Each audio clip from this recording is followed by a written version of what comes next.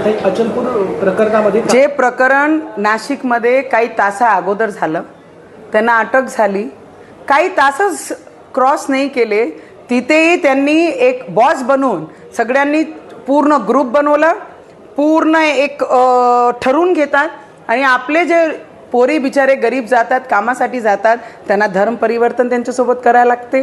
ते त्यांच्यासोबत त्यांना जबरन बीफचं मटण खाऊ घालतात, त्यांना जबरन कमला पडायला लावतात, त्यांना जबरन बुरका घालायला लावतात.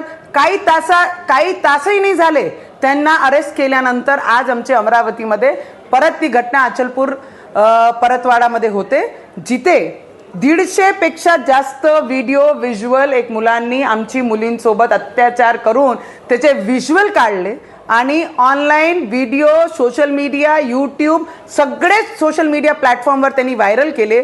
मला एक प्रश्न विचारायचा आहे, जेवढेही सेक्युलरिझमवादी पॉलिटिशियन लोक आहे ना, त्यांना माझा प्रश्न आहे, सेक्युलरिझम म्हणजे काय आहे? सेक्युलरिझम म्हणजे काय? महिलांना उंच न्यायाचं, जे बाबासाहेबांनी शिकवलं की महिलांसोबत अत्याचार करायचा, आणि ते महिला कोणाच्या? बुरकेवाले नाही, आमची पोरी. बुरकेवाल्यांचा एकही व्हिडिओ त्या 150 व्हिडिओमध्ये नाही आहे, एकही महिला त्यांची नाही आहे. महिला कोणाची आहे? आमच्या. लव जिहाद हे करतात, हे त्यांना जबरन कमला वाचायला लावतात, हेच त्यांना नमाज करायला लावतात, हेच त्यांना बुरका घालायला लावते. आमचे मुली आहे त्यांना, त्यांचे मुली एकही त्याच्यामध्ये दिसणार नाही. सगळ्यात दुर्दैवी गोष्ट आहे आमचे या देशामध्ये की ऑपोजिशन पार्टीला हे वाटत नाही की हे मुली त्यांचे जरी असल्या तर हे आमचे रक्तातले आहे. फक्त नावापुरती आपण जे काम करत आहे, आपली राजनीती पोळ्या शेकण्यासाठी कोणते मुलींचे भविष्यासोबत तुम्ही राजकीय लोक खेळले नाही पाहिजे. आज त्या अचलपूर मतदारसंघामध्ये त्यांचं घर पाडत आहे.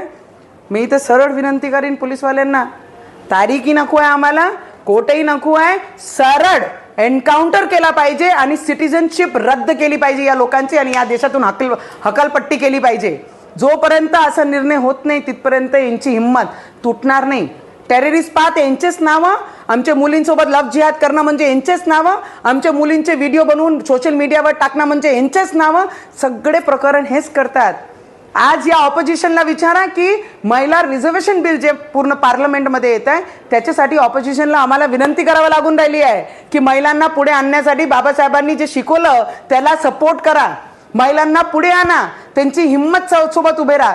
तर ऑपोजिशन सोबत आणि जेही लोक आता IG कडे गेले आहे त्यांनाही माझं एवढंच म्हणणं आहे की तुम्ही जे राजकारण करत आहे ना, की यांचा पाळला तर त्यांचा पाडा, पहिले तुम्ही हे पहा की कोणते मुलीसोबत अत्याचार झाले, सगळ्यांचे पाडा.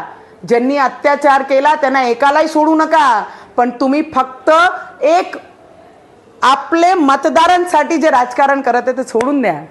या देशातच जा लागते, या देशातच जन्माला आलो आहे, ते काही आपले नाही आहे, पाकिस्तानवाले आहे, पाकिस्तानला पाठवा लागते त्यांना.